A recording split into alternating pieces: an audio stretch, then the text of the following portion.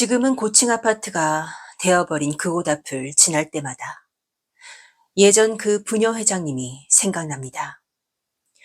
제가 39 이사 들어오는 집들 공사를 맡아 그 단지를 자주 드나들던 때였죠. 그 부녀 회장님과 얽힌 것도 바로 그 무렵이었습니다. 밤마다 사람 없는 집으로 저를 불렀으니까요. 오늘의 이야기 시작합니다. 제가 그 아파트 단지에 처음 발을 들였을 때였어요. 직원은 한 명 데리고 있었고 작은 인테리어 사무실을 겨우 굴리고 있던 때였죠. 큰 공사는 엄두도 못 냈고 이사 들어오던 집들, 도배 장판, 욕실, 싱크대 같은 잔공사로 먹고 살았습니다. 그 단지 일을 처음 맡게 됐을 때 주변에서 먼저 해준 말이 있었죠. 거긴 부녀 회장님 눈에 들어야 돼. 그 여자한테 밑보이면 그 동네 일감은 끊긴다고요. 처음엔 저도 반신반의했습니다. 아파트 부녀 회장이 얼마나 대단한 건가 싶었죠. 그런데 며칠 안 가서 그 말이 왜 나왔는지 알게 됐습니다. 첫 공사 들어간 날이었어요. 작업하던 집 현관 앞에 부녀 회장님이 서 있었습니다. 나이는 한 40 중반쯤 돼 보였고 안 꾸민 듯 하면서도 꾸민 여자였어요. 몸은 풍만했고 얼핏 보면은 동네 아줌마 같은데 자세히 보면은 나름 꾸민 티가 나는 여자였죠. 집안을 한 바퀴 둘러본 뒤 마감 깔끔하게 해달라고 했습니다. 그날 저는 평소보다 더 신경 써서 일을 했어요. 먹고 살려면 어쩔 수 없었습니다. 그 뒤로 단지에서 마주칠 때마다 음료수 하나씩 챙겨드렸죠. 잘 보여서 손해볼 건 없으니까요. 그러던 어느 날이었습니다. 아파트 입구에서 자재랑 공구를 옮기고 있는데 부녀 회장님이 저를 보더니 어머 사장님 힘 좋으시네. 그러더니 제 팔뚝을 손으로 쥐고는 어머나 이 팔뚝 좀 봐. 솔직히 좀 민망했습니다. 그 뒤로 이상하게도 저는 그 여자가 가까이 오면은 괜히 팔에 힘부터 들어갔습니다. 그날 이후로 부녀 회장님은 저를 더 자주 찾았어요. 어느 집이 곧 비는지, 어느 집이 새로 들어오는지, 어느 집이 손보고 들어오는지 늘 부녀 회장님이 먼저 알려줬죠. 덕분에 일은 끊기지 않았습니다. 직원 한 명 데리고 버티던 제 입장에서는 놓칠 수 없는 자리였죠. 그래서 저도 더 신경 썼습니다. 그 단지 일은 더 깔끔하게 했고 부녀 회장님이 찾으면 웬만하면 바로 갔죠. 그러다 보니까 낮에 마주치는 일도 잦았습니다. 복도에서 마주치면 제 어깨를 한번 쓸어내렸고 집안 상태를 같이 볼 때면 제 옆에 바싹 붙어 섰습니다. 한 번은 싱크대 문짝 맞추는 걸 보고 있다가 제 볼을 손가락으로 짚더군요. 사장님은 참 귀엽네. 동생 같아. 솔직히 좀 머쓱해지더군요. 그러던 어느 날 점심때쯤 전화가 왔습니다. 사장님 오늘 바빠요? 식사는 했어요? 안 했다고 하니까 그럼 같이 밥 먹자고 하더군요. 솔직히 저는 대충 편의점에서 때우고 넘길 생각이었어요. 그런데 부녀 회장님이 밥 같이 먹자는데 거절할 수는 없었죠. 그렇게 단지 앞 백반집에서 둘이 마주 앉았습니다. 처음엔 별말이 없었어요. 그런데 밥 한 공기 비울 쯤 부녀 회장님이 저를 보면서 말하더군요. 이렇게 단둘이 만나니까 참 좋네요. 저는 젓가락 든 손을 멈췄습니다. 왜요? 불편해요? 아니에요.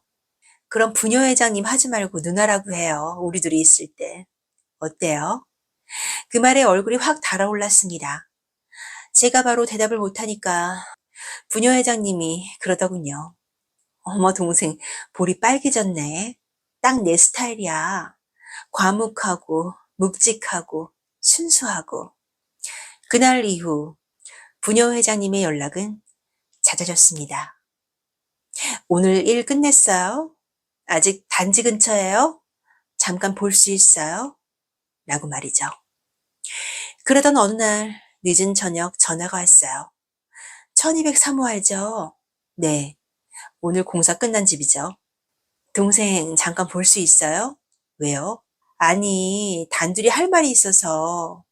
그 말을 듣는 순간 빈집에 오라니 좀 망설이긴 했지만 결국 저는 차를 돌렸습니다. 그렇게 1203호로 올라가니 부녀 회장님이 먼저 와 있더군요. 왔네, 우리 동생. 남들 눈도 있고 해서 여기로 보자고 했어요. 그러더니 쇼핑백 하나를 내미더군요. 이게 뭐예요? 열어봐요. 안을 보니 머플러였습니다. 순간 좀 얼떨떨했어요. 오늘 백화점 가서 샀어. 날도 추운데 우리 동생 고생이 많잖아. 저는 고맙다고 했습니다. 이런 것까지 챙겨줄 줄은 몰랐으니까요. 그러자 부녀 회장님이 제 앞으로 다가와 가만히 있어봐요. 내가 해줄게. 그러더니 제 목에 머플러를 직접 감아주더군요. 부녀 회장님이 손끝이 제 목을 스칠 때마다 온몸에 힘이 들어갔습니다. 어머, 생각보다 잘 어울린다. 내가 보는 눈이 있다니까. 그러면서 말하더군요. 우리 동생 열심히 벌어서 부자 돼야지. 내가 힘 닿는 데까지는 밀어줄게. 우리 아파트도 얼마 있으면 재건축 들어가니까 나중에는 일감이 더 많아질 거야. 누나만 믿어. 그래서 저도 모르게 말을 했죠. 누나, 제가 이 은혜를 어떻게 갚을까요? 그 말을 듣자 그녀는 제게 더 가까이 다가오더니 동생, 무슨 말이 필요하겠어. 그 순간 저도 모르게 그 여자의 허리를 잡았습니다. 그러자 그녀는 기다렸다는 듯 제 품으로 몸을 기대며 말하더군요. 어머, 우리 동생 센스 하나는 끝내준다. 그날 그 집안에서는 더는 일 얘기가 오가지 않았습니다. 낮엔 공사 때문에 마주치던 사이였는데 그날 밤부터는 서로를 보는 눈부터 달라졌어요. 그녀는 웬만한 사람은 상대하기 힘든 스타일이었지만 저만큼은 아주 마음에 들어하는 눈치였어요. 마지막에는 제 어깨에 기대 말하더군요. 우리 동생, 내가 기대했던 거 이상이다. 정말 내가 사람은 잘 본다니까. 그날 이후 부녀 회장님과의 만남은 아무도 모르게 이어졌습니다. 그 여자는 저를 챙겼고 덕분에 일도 끊기지 않았습니다. 그 시절 저는 정말 정신없이 살았어요. 낮에는 일하고 밤에는 그 여자를 만났으니까요. 그런데 그 시간도 오래 가진 않았습니다. 어느 날부터 부녀 회장님이 업자들한테 금품을 받았다는 말이 돌기 시작했어요. 소문은 금방 커졌고 결국 부녀 회장님은 구설수 속에 자리에서 물러났죠.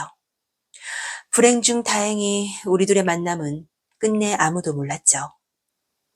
지금 생각하면 젊은 시절 철 모르고 지나간 짧은 불장난이었던 것 같아요.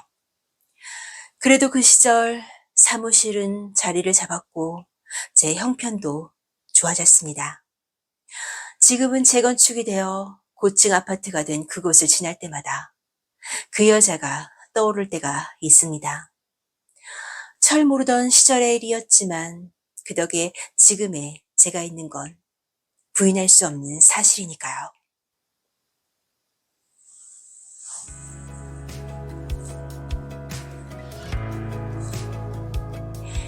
오빠들, 오늘의 이야기는 어떠셨나요? 오늘도 끝까지 함께 해주신 우리 오빠들 정말 감사합니다. 구독과 좋아요도 잊지 마세요.